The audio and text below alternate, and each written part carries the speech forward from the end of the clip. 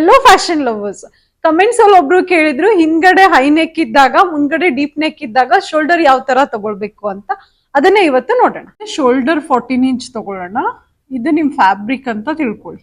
Okay, 7 inch ಶೋಲ್ಡರ್ದ ಅರ್ಧ ಇಲ್ಲಿಗೆ ಬರುತ್ತೆ, ಇಲ್ಲಿಂದ ಇಲ್ಲಿಗೆ 7 inch. This is your chest.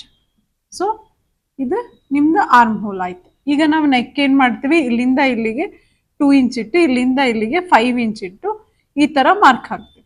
So ಇಲ್ಲಿ ಎಷ್ಟು ಉಳಿಯಿತು, 2 ಇಂಚ್. ಇದೇನಾಯ್ತು, ಬ್ಯಾಕ್ ಪಾರ್ಟ್.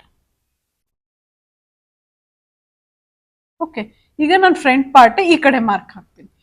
ಫ್ರಂಟ್ ಪಾರ್ಟ್ ನಾವ್ ಏನ್ ಮಾಡ್ಬೇಕು, ಬ್ಯಾಕ್ ಪಾರ್ಟಿಗೆ ಇಲ್ಲಿ 7 ತಗೊಂಡಿದ್ವಿ ಅಂದ್ರೆ ಇಲ್ಲಿ 6 ಇಂಚ್ ತಗೋಬೇಕು. ಈ ಕಡೆನೂ 6 ಇಂಚೇ ತಗೋಬೇಕು. ಅದಾದ್ಮೇಲೆ this is your chest part. ಈಗ ನಾವು ನೆಕ್ ಏನ್ ಮಾಡ್ಬೇಕು, ಡೀಪ್ ಇದೆ ಅಂತ ತಿಳ್ಕೊಳ್ಳಿ.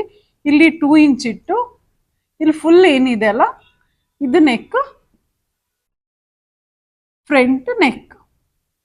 ಸೊ ಈ 2 ಇಂಚು ಈ 2 ಇಂಚು ಎರಡು ನೀವು ಜಾಯಿಂಟ್ ಮಾಡಿಕೊಂಡು ಬ್ಲೌಸ್ ಸ್ಟಿಚ್ ಮಾಡಿದ್ರೆ ಕರೆಕ್ಟ್ ಆಗುತ್ತೆ. ಇನ್ನೂ ಡೀಟೇಲ್ ಆಗಿ ಬ್ಲೌಸ್ ಕಲಿಬೇಕು ಅಂತ ಮಾಡಿದ್ದೀರಾ, ಹಾಗಿದ್ರೆ ಇದೇ 15 ಡಿಸೆಂಬರ್ ಇಂದ ನಮ್ದು ನೆಕ್ಸ್ಟ್ ಬ್ಲೌಸ್ ಕ್ಲಾಸ್ ಸ್ಟಾರ್ಟ್ ಆಗ್ತಾ ಇದೆ. ಇಂಟ್ರೆಸ್ಟ್ ಇದ್ದವರು ಅಡ್ಮಿಷನ್ ತಗೊಳ್ಬಹುದು. Thank you so much.